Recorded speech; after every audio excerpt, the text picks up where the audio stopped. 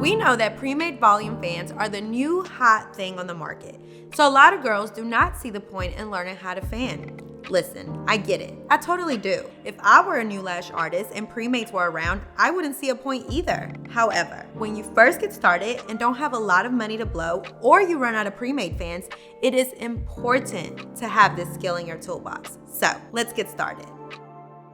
I like to fan on a sticky dot. I normally just use Scotch square adhesive dots. I cut them in 4s, like this, and I use 1 small square per client or per eye, depending on how the stickiness lasts. This is how I lay out my tile for lashing: my strips of lashes, my sticky dot, and some paper tape to put my glue on. Okay, so first things first, you want to run your tweezer through all of your extensions. That's just to make sure that they are not stuck to each other. Always remember to use quality extensions so that you aren't wrestling with them every time you're making a fan. Once you've ran your tweezer through your strips, you'll pick up how many you want. This part is definitely tricky at the beginning. It is something you'll have to play with for a while so that you know how many you're picking up. I'm going to pick up 4. Notice that with this tweezer, I am picking up the extensions at the very tip of the tweezer. Each tweezer is different, so make sure that you find the sweet spot before trying to fan, or you'll be extremely frustrated. Now I'm going to sit the extensions on the sticky dot. I'm only sitting about 1 to 2 millimeters of the extensions on the sticky dot. Then you use your tweezer to make sure all of the extensions are flat, like this. Now, I like to wiggle all of them to get them to open up.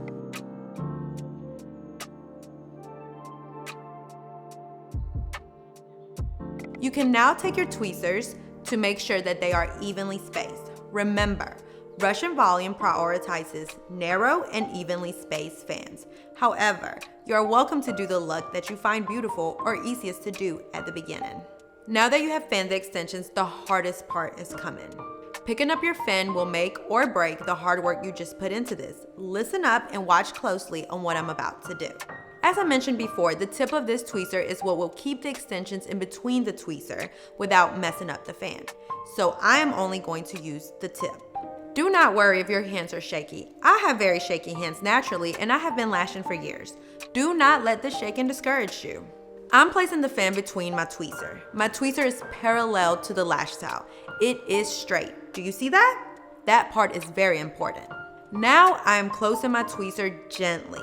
Now that I have closed my tweezer, the best way to make sure if your fan will come apart is to wiggle slightly, left to right, like this. If all lashes stayed in place, you're in the sweet spot of your tweezer. If any extensions move, open up your tweezer and try a different spot. Okay, now I'm just going to come right up. My trainer taught me to go right up like an alien would beam you up into their ship. That's the best way I've been able to remember it. The fan is intact, the base is skinny and close together. Yay! You did the hardest part, girl.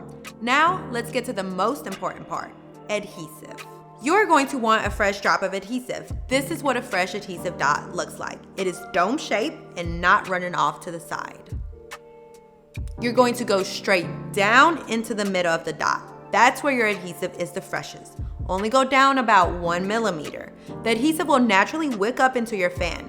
Therefore, you want to only do about 1 millimeter or the adhesive will travel up your fan and completely close it. All your hard work will go down the drain for nothing.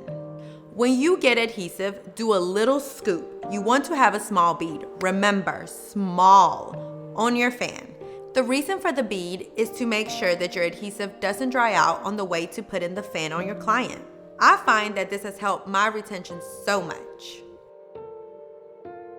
That's it for now. See you in the next video.